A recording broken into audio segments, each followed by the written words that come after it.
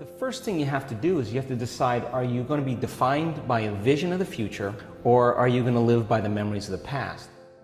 Now, thoughts are the language of the brain, and feelings are the language of the body, and how you think and how you feel creates your state of being. So we could say then, most people's entire state of being when they start their day is in the familiar past.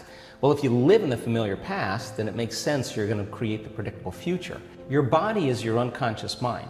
Some people would rather cling to the familiar than take a chance in possibilities.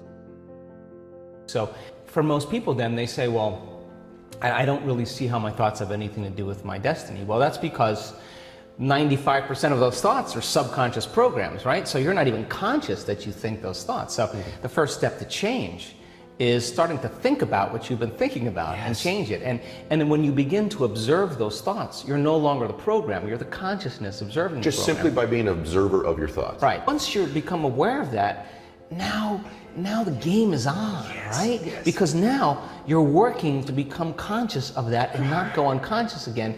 And it takes an incredible amount of awareness. Yes. It takes a great amount of consciousness, and you can't have consciousness without energy.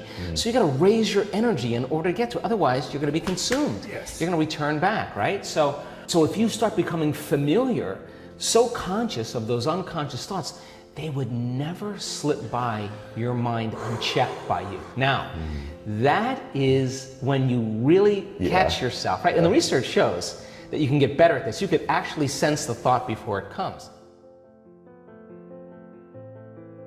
Here's the key. If you were able to become familiar with gratitude, become familiar with wholeness, become familiar with abundance, become familiar with freedom, and you're able to generate those chemicals every single day, more than likely you would be walking around feeling like your future has already happened, and you would no longer be looking for it to happen. When you're connected to the past, you're looking for it, and if you're looking for it, you're separate from it. If you're being it, then there's a complete change in energy, and nobody changes until they change their energy. And when you change your energy, you change your life. You would already feel like it has happened. Now, what is the importance of that? Well, you're literally becoming somebody else. So you're leaving your lack, you're leaving your guilt, you're leaving your emptiness behind. You got to maintain that modified state of mind and body your entire day, independent of the conditions in your outer environment, independent of your body's cravings of those emotions and habituations, and independent from time. And if you can, get ready, because something weird or unusual, some synchronicity, some coincidence, some opportunity is going to land in your lap, and you didn't have to go and get it. Yes. It came to you. Now you're the vortex of creation. People say to me, why do you meditate every morning? I say, because if I can overcome myself in the morning, the rest of my day is easy. It's easy. Not true? Because that's what it's about. You master yourself, you master your life. Yes. And so then all the chatter in your head that you listen to all day long, that is called the default mode network in the brain. Our research shows that shuts off. Not just shuts off during the meditation, it stays shut off for the rest of the day. So you just have a clear flow on where you're going, and you trust yourself more. So then when you start practicing creating that brain and heart coherence, you can believe in a future that you can't see or experience with your senses yet, but you've thought about enough times in your mind that it's actually, there's physical evidence in your brain to look like it's already happened.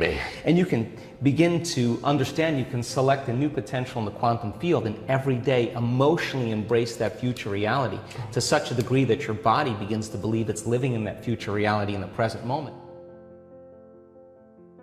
In the act of closing your eyes and just thinking about and rehearsing what you're going to do, your brain doesn't know the difference. And if you get caught up in it, you begin to install the neurological hardware in your brain to look like you've already done it. Now the brain's no longer a record of the past. Now it's a map to the future. You are priming your brain, and if you keep doing it, the hardware will become a software program. You know what that means? You just might start acting like a happy person. Well, there's no surprise there. You installed the circuit.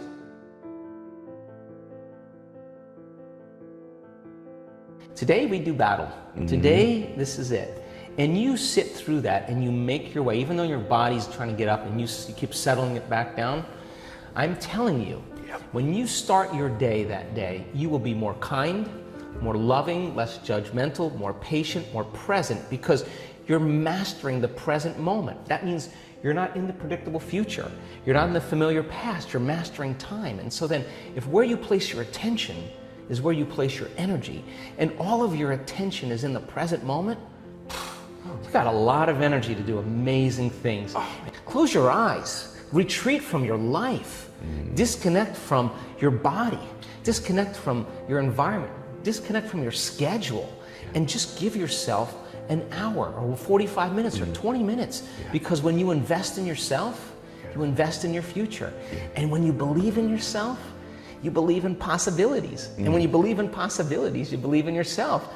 That which we are seeking is seeking us. It's not like it matches our efforts. And so then when people have that uncompromising will, come up against themselves and just say, when the body's going, giving everything it has, it's when you say, that's all you got? That's it? That's all you're going to put out to? I'm ready. Wow. And so then when you start overcoming that, the side effect of it is that all of a sudden you're happy for no reason. And you're less seduced in believing that something else, you need something outside of you to make you feel better. All of a sudden, you're feeling better every day without anything outside of you.